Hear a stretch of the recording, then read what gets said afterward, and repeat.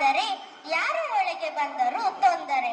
ಹೌದು, ನನಗೆ ಒಬ್ಬ ಕಾವಲುಗಾರ ಬೇಕು. ಕಾವಲಿಗಾಗಿ ನನ್ನದೇ ಮಗನನ್ನು ಸೃಷ್ಟಿಸುತ್ತೇನೆ. ಅವಳು ಅರಿಶಿಣದ ಮೂರ್ತಿಯನ್ನು ರೂಪಿಸುತ್ತಾಳೆ.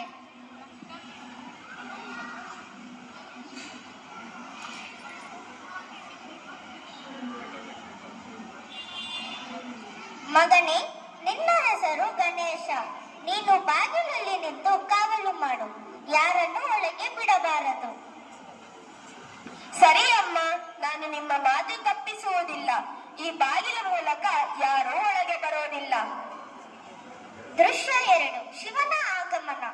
ಹೊರಗಿನಿಂದ ಶಿವನು ನಂದಿಯೊಂದಿಗೆ ಬರುತ್ತಾನೆ.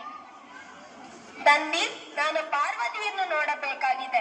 ಅವಳು ಎಲ್ಲಿದ್ದಾಳೆ? ಪ್ರಭು, ದೇವಿ ಮಂದಿರದ ಒಳಗೆ ಇದ್ದಾರೆ. ಶಿವನು ಒಳಗೆ ಹೋಗಲು ಪ್ರಯತ್ನಿಸುತ್ತಾನೆ. ಗಣೇಶ ತಡೆಯುತ್ತಾನೆ. ನಿಲ್ಲಿ, ನೀವು ಒಳಗೆ ಹೋಗಲು ಸಾಧ್ಯವಿಲ್ಲ.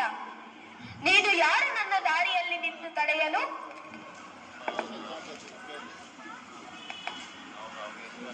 ನಾನು ಪಾರ್ವತಿ ತಾಯಿಯ ಮಗ, ಈ ಬಾಗಿಲಿನ ಕಾವಲುಗಾರ. ಅಮ್ಮ ನನಗೆ ಆದೇಶ ಕೊಟ್ಟಿದ್ದಾರೆ, ಯಾರನ್ನೂ ಒಳಗೆ ಬಿಡಬಾರದೆಂದು. ದೃಶ್ಯ 3: ವಾಗ್ವಾದ. ಅದು ಹೇಗೆ ಸಾಧ್ಯ?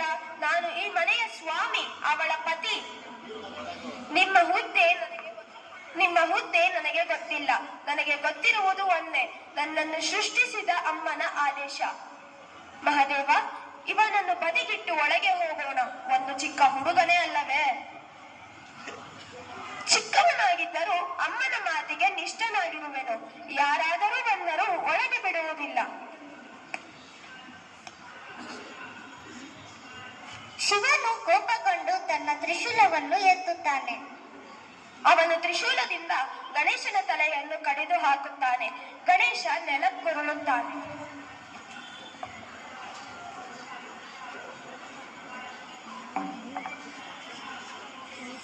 ಪಾರ್ವತಿ ಹೊರಗೆ ಓಡಿ ಬರುತ್ತಾಳೆ. ದೃಶ್ಯ 4: ಪಾರ್ವತಿಯ ಕೋಪ.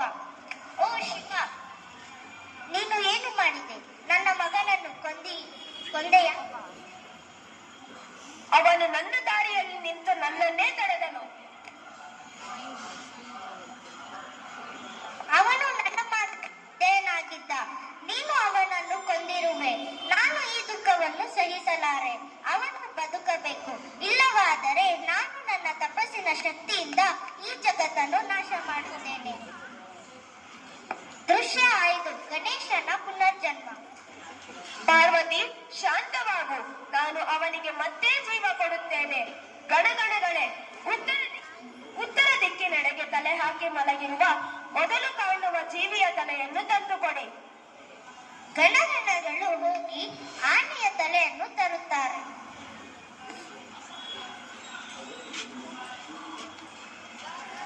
ಈ ಆನೆಯ ತಲೆಯನ್ನು ಅವನ ದೇಹಕ್ಕೆ ಜೋಡಿಸಿ. ಅವರು ತಲೆಯನ್ನು ಜೋಡಿಸುತ್ತಾರೆ. ಗಣೇಶ ಪುನಃ ಜೀವ ಪಡೆಯುತ್ತಾನೆ.